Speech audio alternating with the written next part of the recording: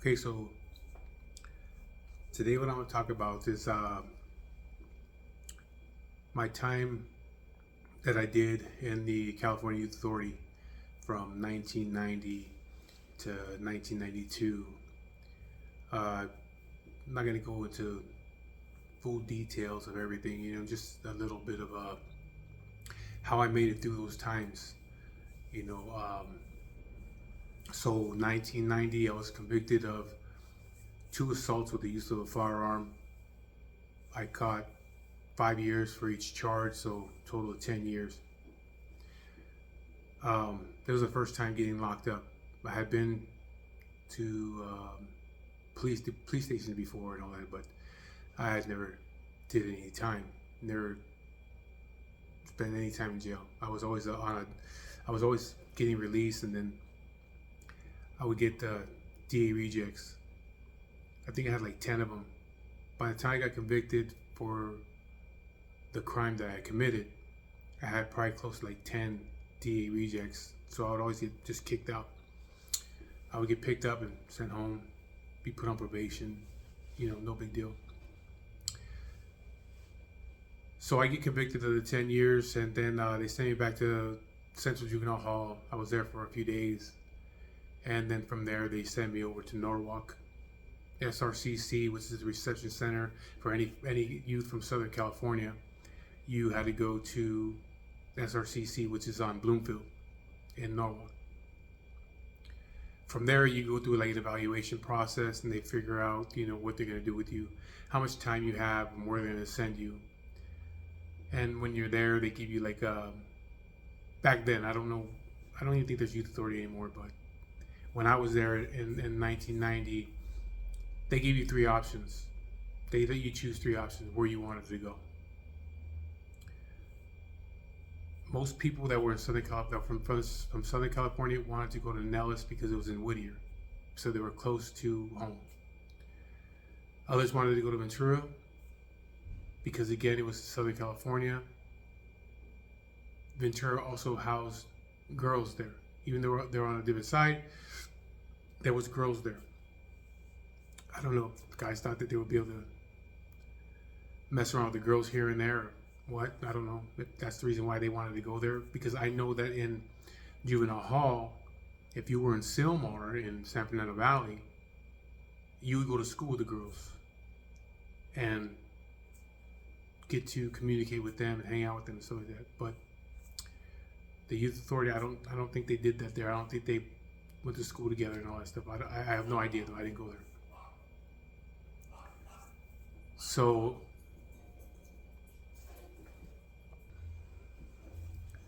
okay, so like I was saying, I don't know if they did that there in the youth authority.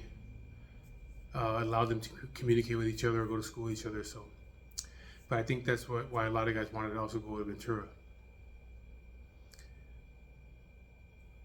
Me, I chose to go to Nellis, Paso Robles, and I think it might have been Ventura. And well, another thing was that a lot of the guys, they had never dealt with Norteños before, so a lot of them didn't want to go to Northern California because they knew if they went over there, it was a different story than being down here. Me, I had already dealt with them on the streets. I already knew about them, so I wasn't afraid to go out there. Like, fuck it, I'll go up north. I've already dealt with these guys. I already know what they're about. Not saying they were punks or anything like that, but I already knew, about their lifestyle and stuff like that. So it was like, I'll go out there. I don't care. I was doing that shit on the street, so I'm not afraid to do it when I'm in there. So I chose, like I said, Paso Robles was one of the places I chose. But not only that, but it's because when I first get to SRCC, I knew that nobody was going to be able to help me out and take care of me. I knew my mom didn't have the money to send me packages and money and stuff like that. And me and my father's relationship we were still on a rocky relationship. During this time is when we started talking again, is when I got locked up. So I wasn't dependent on if he was going to help me out, and I couldn't expect that because I put myself in the situation, so I'm going to have to deal with it. So I knew that in Paso Robles, we all knew in Paso Robles it was a fire camp. And if you were lucky enough to get into the fire camp over there, you would get paid. Every single day they paid you. We didn't know how much. We heard rumors and all that, but we didn't know how much. But you got paid. If you were in the fire camp over there, every single day you got paid. And so now you had money at the end of the month to buy canteen and the things that you needed.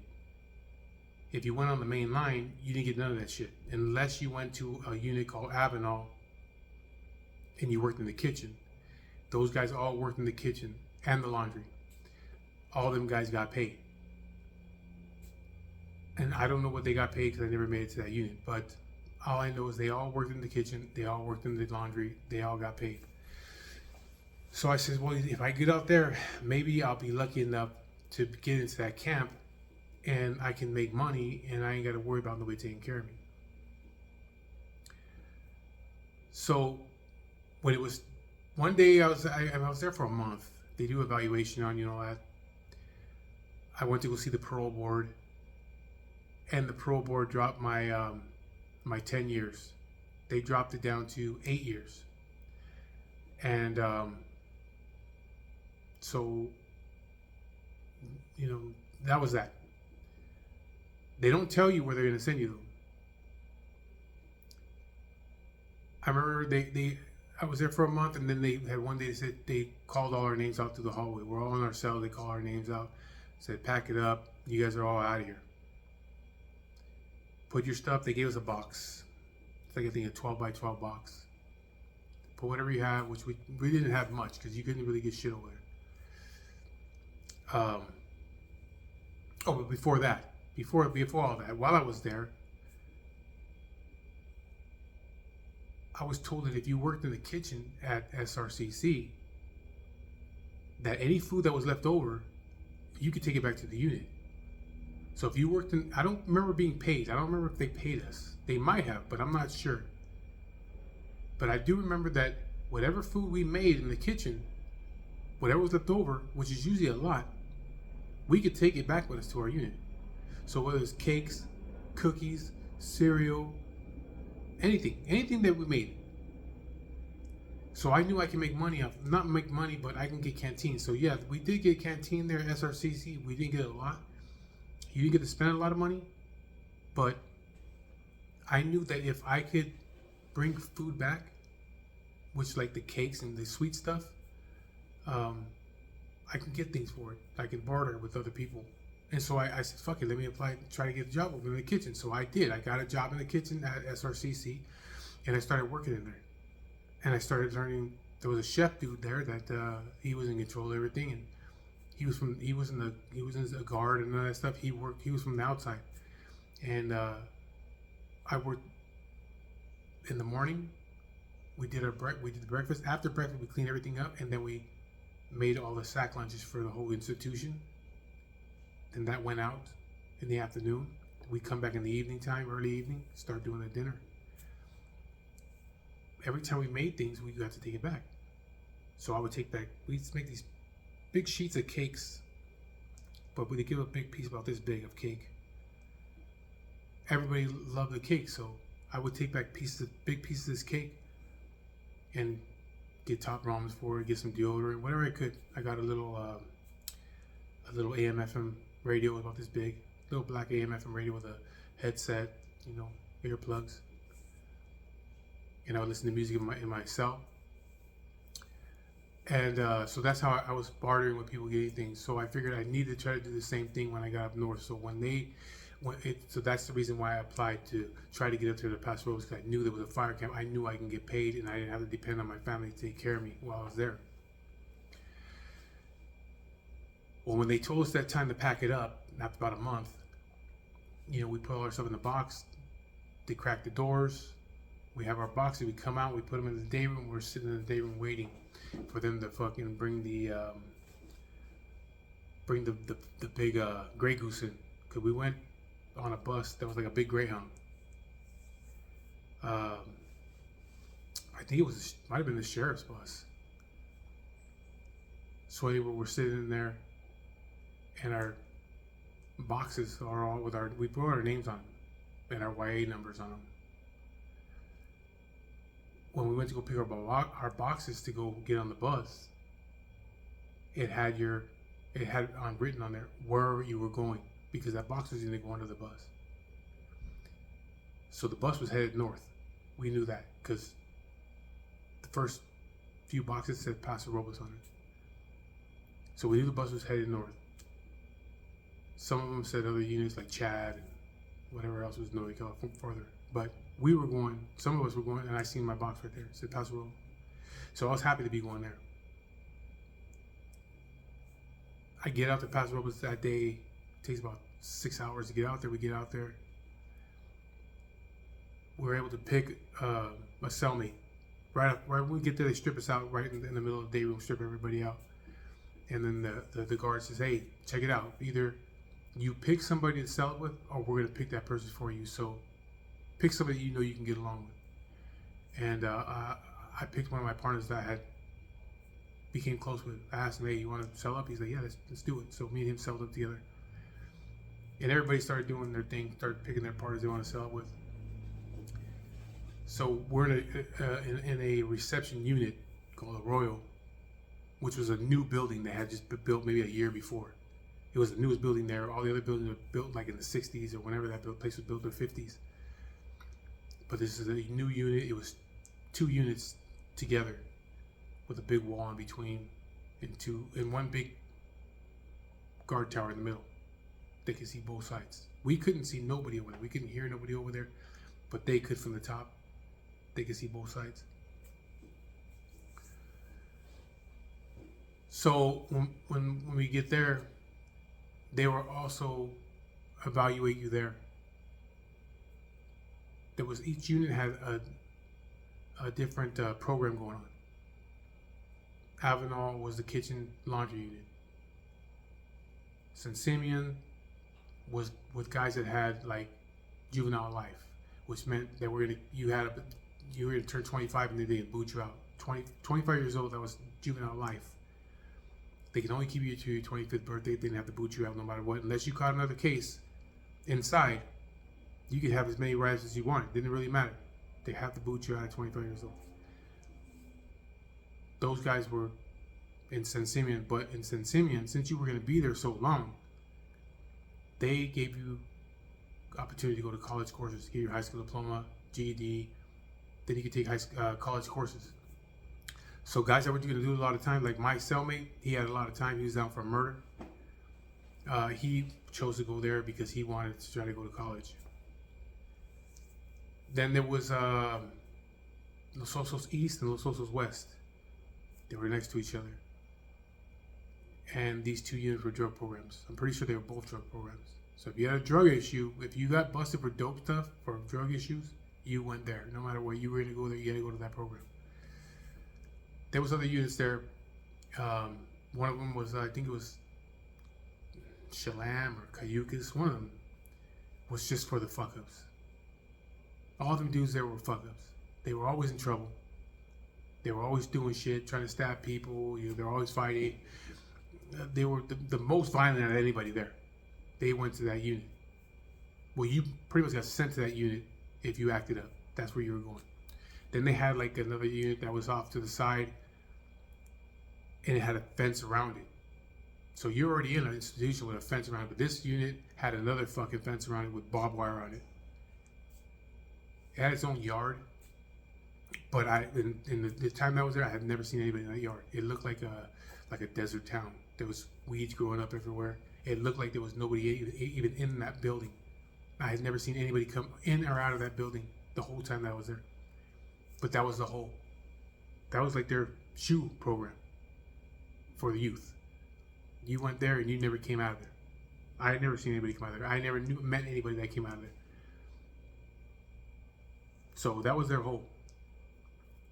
Then there was a place they called the Box, which is over by the canteen and kitchen. I mean, by the commissary area, behind the kitchen. If you got in trouble, got in a fight, you went there. You went there for a few days. That was another hole. But the other place was the shoe, like a shoe program.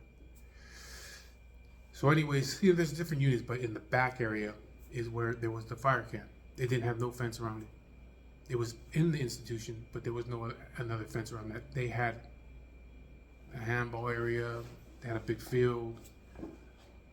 It was 4 dorms, all connected. There was a center tower, 2 day rooms, and then 2 dorms. Each dorm held about, I don't know, 40 people maybe. So when I'm in there at the reception unit, they're giving you the options. If you want to go to this unit, go to this unit, go try to go over here to do the college course and all that shit. And I had put down that I wanted to go over to the fire camp because I knew that's where the money was at. There was money over there. You got paid. Once I got there, I figured out what was going on over there. If you got to the fire camp, you got paid $1 a day. All guys over there got paid $1 a day. Then you can get a better job. If you were like the lead on a fire crew, which there was like 8 fire crews maybe. If you were like the lead guy holding a chainsaw, you would get $5 a day. The guy below him got like $4 a day. And it went down, down, down, down. But you at least make $1 a day. So in 30 days, you make $30. So at least you have something to buy canteen. So then there's other jobs though. There was a job called Captain Cleanup. Now, Captain Cleanup was, if you've ever seen the movie Bad Boys with Esai Morales and Sean Penn, it's like a 1980, came out in 1980 movie about these 2 kids from Chicago that end up in a youth prison, which is pretty much like the California Youth Authority. It was the same shit. It was just like that. If you watch that movie, that's what it was like. The job that Sean Penn had, where he assigned jobs to everybody and made them do things. And if you didn't like that person or these people, say, you know what, you're cleaning fucking toilets today. You're gonna clean the floor. You're gonna clean sinks. Whatever you gave the jobs away, and they couldn't say nothing. That was one job. That was Captain Cleanup. He got $5 a day. We had but they had the laundry facility in the institution. That was Avenal. Them guys took care of that shit. But they washed and folded. They washed the clothes and bagged it all up. We had our own laundry room there in that unit. And we had one guy that was in charge of that. And he would go out to the main laundry, pick up all our laundry that was in baskets, bring it back. Then he would make rolls and put them in the little cubbies for each person. He got $5 a day. There was a guy that went around with this little old man. He had an old ice cream truck. He drove around inside the institution. He was a little old man. He fixed and repaired all the irrigation, all the sprinkler systems. He installed them and fixed them. Well, you go around with him and you're his assistant, you got $5 a day. And he showed you how to do all these things, how to program these systems and all that. And they were using nothing but Rainbird. So that's what you did. Got $5 a day. Another job was, there was the landscaping guys. There was about 5 guys that worked on the landscaping crew for the whole institution. The main guy for the landscaping, he got paid $5 a day, and then it trickled down $4, $3, $2. So it was, you wanted to get to the top jobs. There was a canteen. If you worked in the canteen, it was 3 guys worked in the canteen building. So when you went to your canteen, when anybody in the institution went to do their stuff in the canteen, there's 3 guys, 1 in each window. The guy would come up, give him the paper. It says everything that he checked off, everything he wanted, how much he wanted. This guy would get it, turn around, start pulling it, bagging it, show him all the stuff he had, check everything off, give it to him, and on to the next. And there was 3 people doing that. They all got $5 a day. There was a commissary. If you worked in the commissary, that's where the truck would pull up to the dock. There was a guy driving a forklift unloading, an inmate unloading, and the other guys were palletizing or whatever, putting stuff in the shelves with forklifts and stuff like that. They worked in this warehouse, which was a commissary. All them guys got $5 a day. So the goal was to try to get one of these better jobs. If you stayed in camp all day and you were just some guy that didn't want to really do shit and you just get up in the morning, help clean up around, you get $1, $2, $3, whatever the fuck it was. But you weren't gonna get that $5. If you went on the fire crew, it trickled down. The main guy, the first chainsaw guy, the lead guy, $5 trickled down to like $2, $3. But when I asked them, say, hey, I want to go to the camp, so can you give? I would have requested to go there. They were like, you have 8 years. And I said, yeah, so what? They said, you can't go over there. You have to have 2 years or less to go to the camp. That's the way it goes. So I was like, oh, fuck, like, there goes that plan. Maybe I can go to Avalon.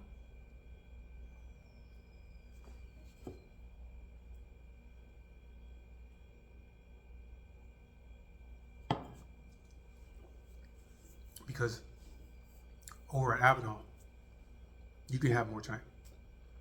The reason that you can only have 2 years at the camp was because they took you out of the institution all the time. Every day you went out of the institution.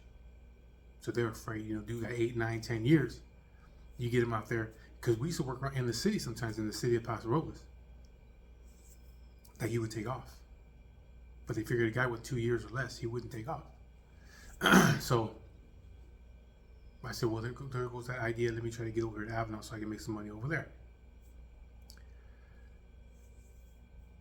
I was in the reception unit for a month, and then they were booting us out.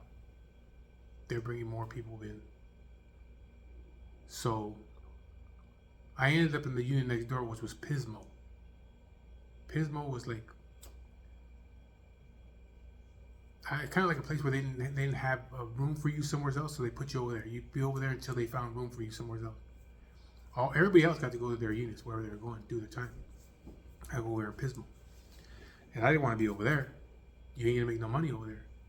I remember going over there, and my first cell, the only cellmate that I had there was a dude from Colonial Watts. And a good thing for me that, he looked out for me. And he when I first got there, he's like, you ain't got nothing? I was like, nah, I don't have anything. So he gave me some deodorant, like good deodorant. Not the trash they were giving you. They're giving you Speed Stick. And it was a little Speed Sticks like this. And after about an hour, this shit made you smell. He was giving me like good stuff, like Degree and whatever. But he also would tell me like, hey, whatever you want, go ahead. It's all good. You know what I mean? I know you do it for me, so I know you don't have nothing. So if you want to eat some you want to eat a ramen, you want to eat a cup of noodle, you want some chips, go ahead, get whatever you want. So I never took advantage of it. But I did here and there. If he was eating, I would eat too, but I didn't take advantage of that. Well, then I was there, I think, like 2 weeks. And they called my name, told me to pack up my shit. That I was getting sent to a unit. So I'm like, fuck, all right. See where I go now. And they walked me over to the fire camp. And I was like, I wanted to tell them, like, hey, I thought you said I couldn't come here if I had like 8 years, man, But I'm like, oh, fuck that. I'm not going to say nothing. Maybe they made a mistake. I don't know. I'm not going to say nothing. So they walked me over there, and that's how I got into the fire camp. And started at the bottom, like everybody else did. And while I was there, I had every single top job. Every one of them. I just made it my goal to fucking make money. Because I needed to take care of myself. Nobody was taking care of me. My mother couldn't send me money. I think my mother sent me maybe, the time I was locked up, maybe 2 packages. My father didn't send me anything. He brought me a pair of shoes when I was in the juvenile hall. But I didn't get no money. I had to take care of myself, and this is the only way I knew how to do it. But during this time, I started to use the manipulation tactics that I knew, that I had growing up. Because as a kid, if I wanted things, I had to manipulate other people to get them. So not only was I working, but I was manipulating my way into getting these top jobs. I worked the canteen. I worked the commissary. I did the landscaping. I did the irrigation. What else? Oh, the first top job I had was the captain cleanup. And I got that job maybe 4 months after I got there to the fire camp. I got it from some dude that I knew, that I was friends with. He was the main, he had been there for a while already. He had all the juice right there. Him and another dude from Venice. Like I said before, I won't mention these people's names. I mean, I still know their names. But the dude from Venice, he was the one that was in the laundry, in our laundry. He had been there since he was 13 years old. He was already 21. He was there for a murder. But he had did time in other units. And then when he got to his 2 years before was going to get parole, before he was going to get kicked out, they let him go to fire camp, and he became the laundry guy. He was making, $5 a day over there. The other guy from San Fernando, he had been locked up too there for a while. After some time, they let him go to the fire camp. He went to the fire camp, and he became the captain cleanup.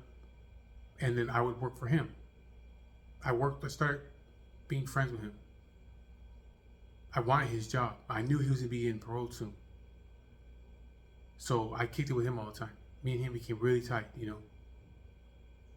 And then he would always keep me in camp. They say, in the morning, everybody had to get ready, get suited and booted to go out, work on the fields and shit. Practicing cutting line and shit in the mountains and stuff like that. Sometimes you had to hike like 12 miles a day in the mountains. But I would tell him, hey, bro, do me a favor, man, keep me in camp so I can work with you. I'll help you out. We'll strip the floors, buff them, wax them, all that shit, and I'll help you out. So he would do it. Like, hey, they would call me, like, hey, go get ready, you're gonna go out in the field. He would tell the guard, like, hey, check it out. I'm gonna keep Mike with me right here. He's gonna help me strip the floors, and we're gonna buff everything out. All right. So I stayed behind. It became a routine. I was constantly with him. I was like his helper. I was helping him all the time. I wasn't cleaning toilets and all that shit like other guys, I didn't never clean the fucking toilet in there. So then when it came time for this dude to parole, when he got parole, he told the guard that he had juice with. He like, check it out. When I leave, give Mike the job. Give him the captain cleanup job. He knows what he's doing. He's been working with me for a couple months now. He knows what's going on. He knows how to do it. So the dude was like, I think it was Aguilera or Aguirre. Can't remember his last name. But he's like, all right. When he leaves you, you got a job. So that's what happened. He left. I got the job. And my job every day was to get up. We get up for breakfast in the morning, about 5 in the morning.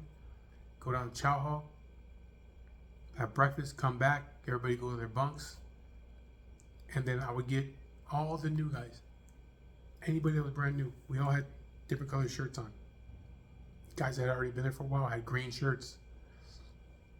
All the new booty guys had orange shirts. So we knew who all the new guys were because of their shirts. So all orange shirts had to report to me right away.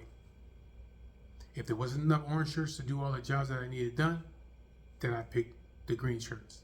Say, okay, you today, you're gonna help me out. You today, you're staying in camp, you're helping me. Today, you're doing it. And that's what I would do every single day. And everybody else left. They went on the fire crews. So only people that were in camp were people that were staying there to work for me and clean up everything. So all I did is just walked around. And I made sure that the floors were polished, the sinks and toilets were clean. Every dorm was swept and mopped. The outside, there was no debris, no trash, nothing. Everything had to be clean. Swept outside every day. And so that's the first job. The first good job I had, I was making $5 a day. So that's how I was making my money. But it still, to me, it wasn't enough. There was times where I was gambling, playing spades, playing dominoes. We gambled for cases of top ramen, cases of chips, big bags like this of Kool-Aid.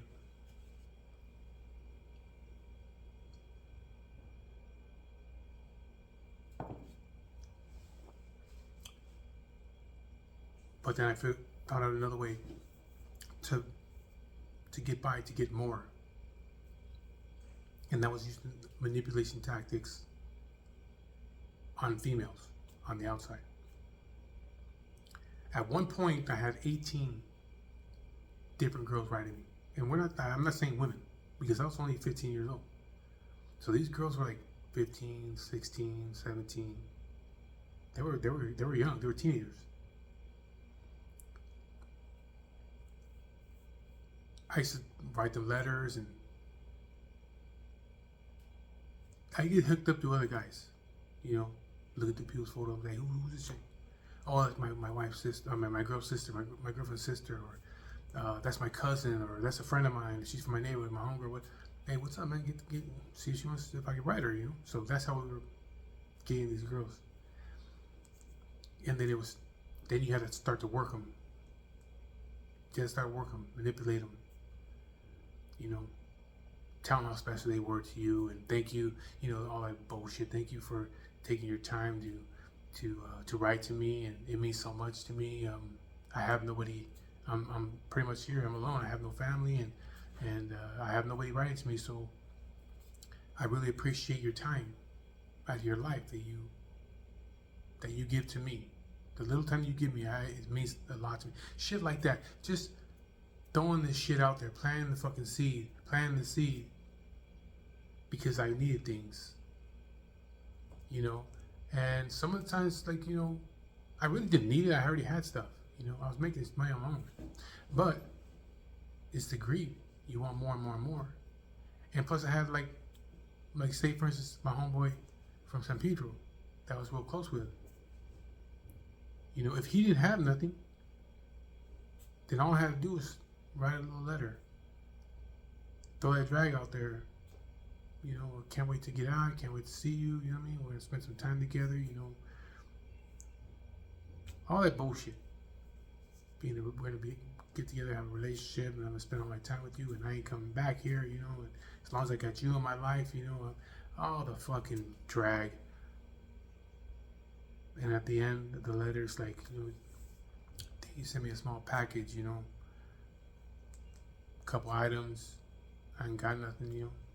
You can help me out. I appreciate it, you know what I mean? I love you, and yada, yada, yada. A couple weeks later, a package would come. So, there goes my homeboy, got some stuff.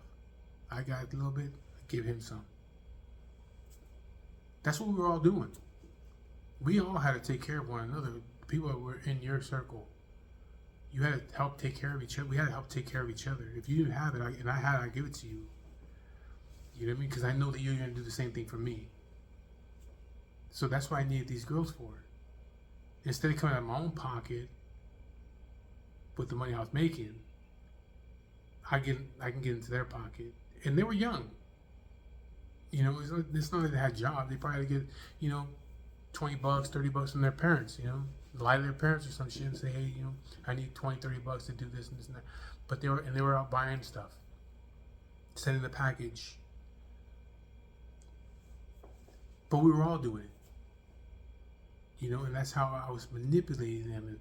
And then I started to see, like, oh fuck, you know, I had already knew how to manipulate people, and I'm gonna do another video on that, on manipulation, because I learned how to manipulate people at a very young age. If I needed something, I'd manipulate them for it. I even manipulate my own brother. Didn't matter. If I wanted something, I'm gonna manipulate you for it. Manipulate my friends to get things from them. So I'm learning this again. I'm learning more now as I'm locked up, how to manipulate. Now I'm thinking to myself, like, fuck, I don't even have to talk to these girls on the phone, because I didn't talk to them on the phone.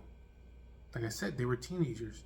You think their parents are letting them make collect calls from somebody that's locked up? No. You know what I mean? So a lot of the times the letters didn't go to them. It went to somebody else's house, and they would go get that letter, because they, of course, they don't want a letter coming to their house that some dude's writing from that's being locked, that's locked up. Think about it as your daughter, your 15, 16-year-old daughter. You go to the mailbox and a letter from an institution. What the fuck are you doing? So the letters would go to their friends' houses or somebody else's house, you know. But I started thinking to myself, like, fuck, I can convince these fucking girls to send me money. Just do letters, just do words. So I started to really practice the shit, the things that I was saying.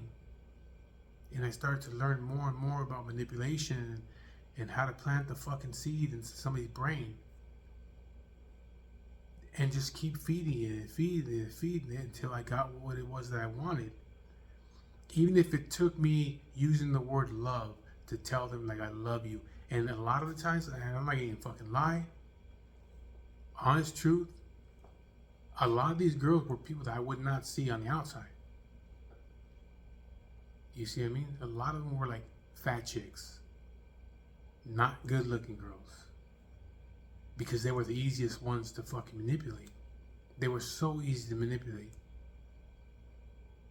You know, once you start writing them, you see where the mentality was at. And if they were the kind of a girl that was hurt by other people or had a bad home life, they were the easiest ones. You had to manipulate, you had to break them down. Do letters, do just words. You break them down. And then you start to build them back up again to what you want them to be, to do what you want them to do. And that's what I was doing. And I was learning this. And I'm 15, 16 years old. Some people, when they're locked up, they study like Sun Tzu and all, you know, Art of War and all that other shit, you know. Me, it was more a mental thing. I was more focused on break you down. Break your fucking mentality down. You're already a hurt person.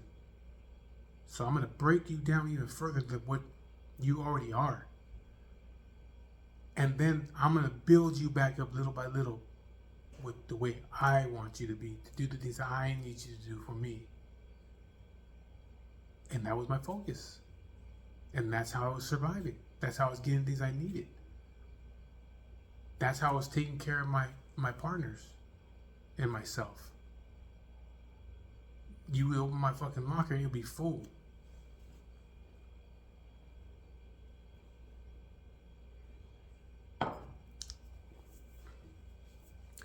You open my locker and it will be full. Cases stacked, Top Ramens. They used to sell a Suave shampoo.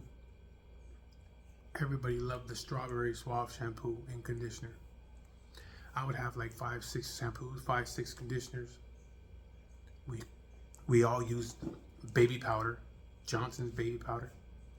I'd have like 5 of those. After you shower, you put baby oil on. I have 5 fucking baby oils. 5 big bottles of Johnson & Johnson baby lotion. I don't know who the fuck we were trying to smell good for. We all smelled like fucking Johnson & Johnson's lotion. All of us. Our hair smelled like strawberries. We're all fucking locked up. We all smell good though. You know, my friend and he's on my Instagram. I got in touch with him, so I'll mention his name because you know he's a good dude, man.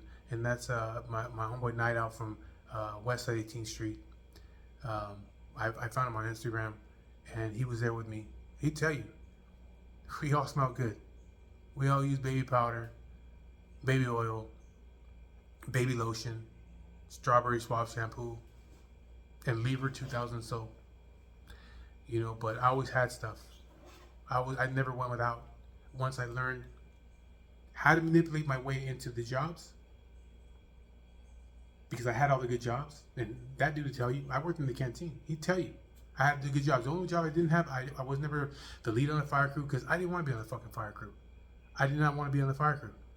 I would go out there. I trained.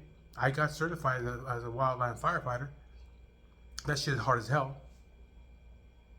But I remember one day they took me out to a fire. I was working in the canteen building, and it was an emergency fire.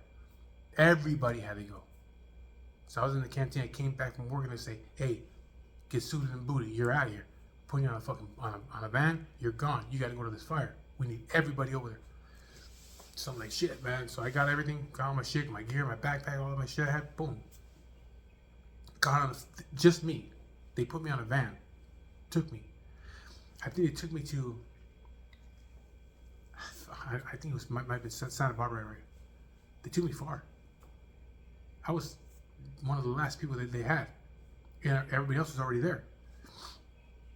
And there was other institutions there. We weren't the only fire camp. There was fire camps all over, so like all over California. Youth fire camps, adult fire camps. All these guys were at this fire. It was really big fire. And I remember we're pulling we're in the mountains, going through a dirt road. And I can see the sky, it's night. The sky is lit up. It almost looks like this shit right here behind me. It's lit up like that. And we pull up and I can see all these CCV trucks there. That's what they take all the inmates in. They're all lined up out there. And I can see in the distance, there's fucking flames. It looked like an ocean of flames. There's like these big giant trees were on fire. 60-foot trees, 70-foot trees, they're all on fire. It's a forest fire. And all you can see is the silhouettes of all these guys lined up, and they're digging. You have hand tools. You ain't got a bulldozer. You're out there with hand tools. Like hose, it's called McLeod's. But they let a hose with a rake on them. And a fucking axe. And you're cutting shit down. And we pull up and I says, fuck that. I can feel the heat in the van. I'm in the van. I can feel the fucking heat from that fire, so I'm not doing it. And he's like, get your ass out there and get on that line with everybody else. I'm not doing it. Fuck you. You have to drag me over there and I'll come right back. I'm not going over there. I can feel the heat. Fuck that. I'm not doing it. He's like, this is what we train you to do. This is what you're here at the camp for. This is what you're trained for. Get out there with everybody else. I said, no. Probably 500 degrees over there. Fuck you. Take me back. Lock me up. Lock me in, put me in the fucking box. I don't give a shit. But I ain't going out there. I'm not fighting that fucking fire. Let that shit burn. I'm not going. So he left me in the van the whole night. He went out there, supervised the crews and all that shit. The whole night I sat out there. In the morning time, he came in and I was laying down in the van. Everybody out there was fucking soot, black, tired, laying on the fucking floor, sleeping on the floor. They had worked for like 13, 14, 15 hours, whatever it was. Here I am, I'm all clean. I smell like Johnson & Johnson. Fuck you, I ain't doing that. Opens doors, I get out. Go get yourself some chow. Well, the good thing about the fires is they had people that come with these big barbecues and they would make food. Because there was adult institutions there too. They fed you good. Steaks and shit like that. Get up and get yourself some chow. So I get up in the morning, get some breakfast, some eggs, some potatoes, some tortillas, all that stuff. I'm all clean though. These guys are fucking dying over there. Smoke inhalation. I'm not fucking doing that, man. I want to smell like baby lotion. So I eat.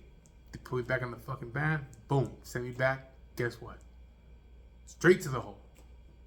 I think I was there for like a week. Said, I don't care. I'm alive. I'll sit right here in this hole. I don't give a shit. I'm not fighting that fucking fire. You pay me $5. Fuck you. You go fight the fire. I'm not doing that. Came back out. Lost my job. Lost my job as the canteen guy. But I ended up getting another job anyway. Didn't matter. I manipulated my way into getting another job.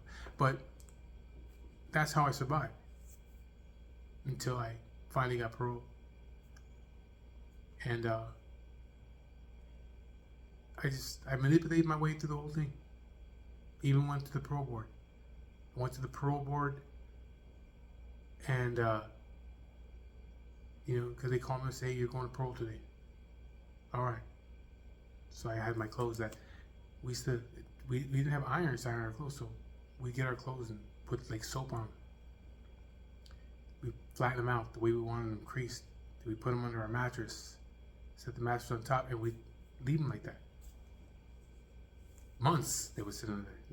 You only used them when you took pictures or went to a visit. Other than when you came back, you took them off, flatten them out again, put them under the mattress, set the mattress back on top, and they stayed under there. That's how we have our clothes all creased, our pants all creased up.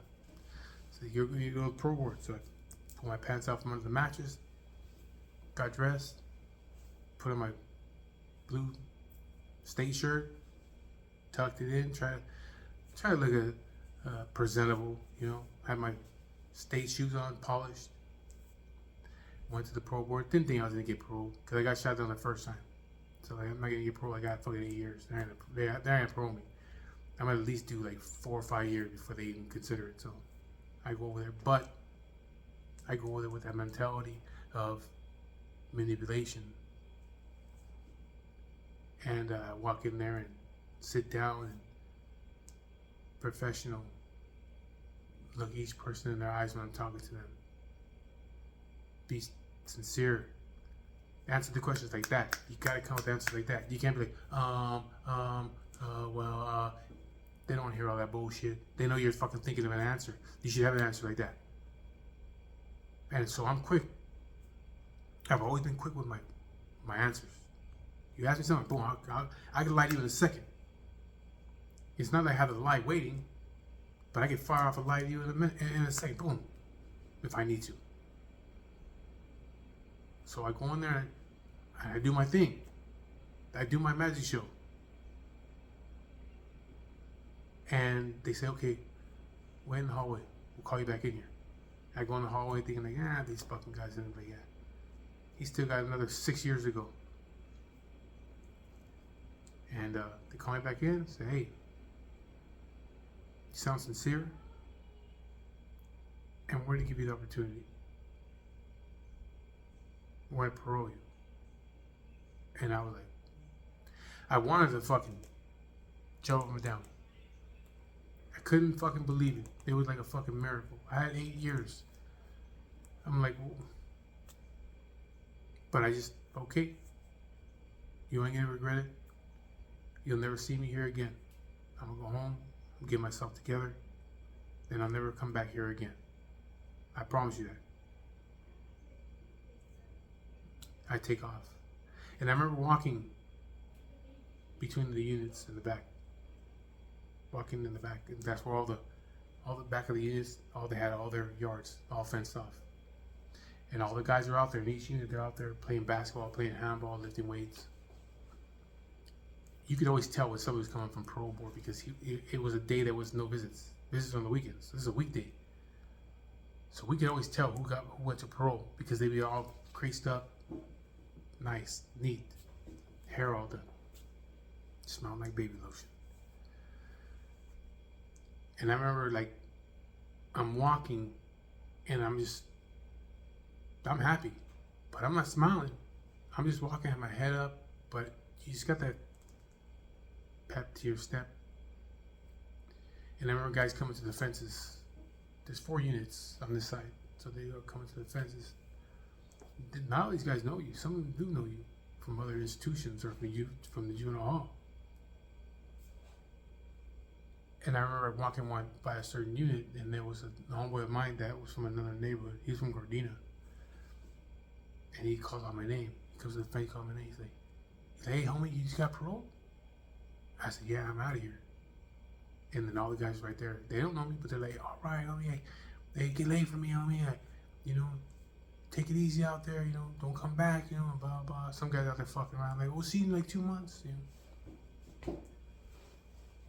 But you could tell because when you coming out of that building where the parole board was at, what's at the head? The guys that didn't get parole, they were like kind of like moping, feeling sorry for themselves. You can tell.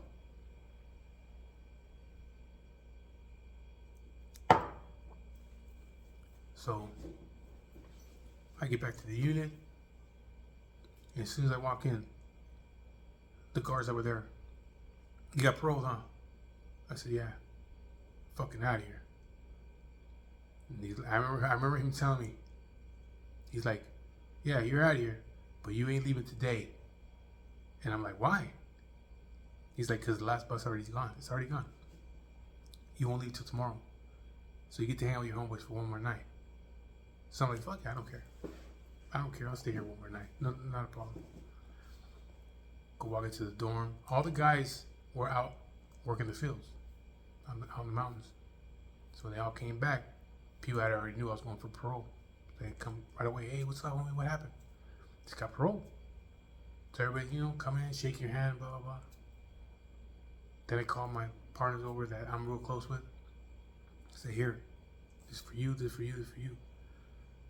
Give them all the stuff that you don't need no more. All the food, you just take one of everything as far as your lotions and stuff like that. Take one thing so you have it out at home when you get home. But the rest of it, you don't need fucking 5, 6 of them. I don't need a bunch of top ramen no more. I don't need 6 cases of top ramen. I don't need 2 cases of fucking potato chips or tortilla chips. 5 bottles of hot sauce. I don't need all that shit. Here, this is all for you. You guys all take this shit. Chips Ahoy cookies, Nutter Butters. This is all for you guys. I just need this little 12 by 12 box with my letters, my photos, and the little bit of stuff that I need as far as lotions and stuff like that for when I got home. The rest of it I get on the outside. And that's what I did. I passed it all off to everybody else, just like everybody else did. And that was in November 20th, 1982, when they finally, I got paroled the 19th. They didn't let me out until the 20th. And I remember them in the morning time. I had my street clothes already. My mom had sent me street clothes. I told her I was going to go for parole. Just send me some street clothes just in case. And she sent me some. So I put on my street clothes and got my box. Hugged everybody. Wished them all well. They wished me well. Got in the van with like 5 other dudes. Went through the Sally Port. They took us to downtown Paso Robles to the Greyhound Depot. Gave us $200 kick-out money. And I remember, I think it was Mikey. Mikey was the one of the guards there. He was a Christian guy, white guy. Nice guy. Really nice guy. Looked out for all of us. Wouldn't really write you up for anything. Unless you did something really fucking stupid, he would write you up. But usually he didn't mess with you. He was a Christian guy. He wanted to try to bring you into that world. To go to church and Bible studies and shit like that. But I remember when I got out of the van, he shook my hand and says, he says, I hope that I never in my life ever see you again. But then he was like, but I mean that in a good way. Not like kind of like a fuck you type way. It was more like, I hope I never see you again. And I told him, nah, you ain't gonna see me here no more. I'm done. I'm gone. I'm gonna get my shit together. Which was bullshit. It was all a facade. It was all manipulation. It was all a lie. I was out for maybe about a month, and I was back at it again. Back at doing the things I was doing before. I became even worse than I was the first time. I think it's because I learned that from my father he always said, I don't understand, he's talking about friends and family of ours, how these fucking guys continue to go back in prison for the same shit over and over again. You gotta be really stupid. Either you stop being a criminal and get your shit together, or you become a better fucking criminal and learn how to fucking get away with things. And that shit would stick into my mind. I didn't want to stop being a criminal. I didn't want to stop doing what I was doing. I enjoyed the things that I was doing. The violence was something that I really enjoyed. And that's another video that I'll discuss one of these days. But violence was something that I really enjoyed. Violence made me feel good about myself. I had no sympathy for people. Not for people. For men. I had no sympathy for men. You can beg me and cry. I don't give a shit. I had no sympathy. I really still don't have sympathy for men. That's my mental issues though. So I just became a better criminal. I learned okay, this time I went in because somebody else couldn't hold their fucking mug. That was one of the reasons. I got snitched on. DA starts throwing out fucking time, this motherfucker can't handle it. Because they were trying to at first give me like 30 years. He's part of that. He didn't want that. He talked all that tough shit all he wanted to. But when it came down to that DA throwing 30 fucking years out there, and he was probably getting more because he was older than me and he was already on probation. He didn't want that. That wasn't his life. It's easier just to say it was him and just get himself out of the situation. You see, so I learned, like, okay, don't do shit with other people. No matter how much you trust them, don't do shit with other people because they're gonna give you up. I see this shit now nowadays where I'm looking at people like, yeah, you might hang around with some tough guys. You might have a couple tough friends, but you ain't tough. You know, when it comes down to it, you're gonna see. And I hope that some of my friends, they see this and they really think about it. You know, when it comes down to the DA giving big numbers away, what's gonna happen? That guy's girlfriend, wife, family, lawyer, friends are gonna get into his head and say, hey, you want to do time for this guy? You want to do the rest of your life in prison for this fucking guy? He committed the crime. You didn't. You was just there. You're going to lose your whole family. You're going to lose a good job, your wife, your kids. Your marriage is fucked. You'll never come home again. Is that guy right there worth it? Would he do the same for you? And they start to break him down. And he's going to say, like, nah, I can't do it. I can't spend the rest of my life in prison for this guy. I love my kids, my wife, and my family. I love my job. I love my house. I love my cars. I love everything I have. And he's going to give you up. That's the way it works. That's the way that it really fucking works. Not everybody's going to do the time for you.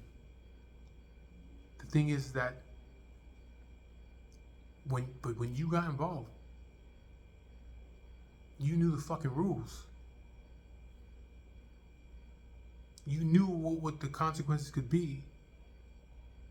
And if that guy was to snitch on you, well, you knew that could happen. That doesn't mean you go back and turn around and tell on him or anybody else. You take it the way you take it. And if you gotta go sit your ass down in the box somewhere for the rest of your life, that was part of the fucking game that you played. You can't stop playing the game because it's not going your way no more. You can't quit. You have to continue to play the fucking game. And the game is to keep your fucking mouth shut and go sit down in that box for the rest of your life and lose your fucking family. That's the game. If you don't want no part of it, then get the fuck out of it. Get the fuck away from these people. Get the fuck away from that person that's gonna drag you down. Because he's gonna fucking give you up quick. Believe me, I've seen it so many times before. So I learned to do things on my own and no longer take people to do things with me. I'll do it on my own because nobody's been telling me. You know, like the saying goes, two people can keep a secret if one's dead. Why I gotta go through all that? You know, I can just do things myself. Nobody's been telling me. I ain't gonna tell myself. And if I do, that's my prerogative. That's on me. But I'm not gonna give you the opportunity to do it to me. I've already been there. I've already done that. So I became a better criminal, and I went back to jail one time.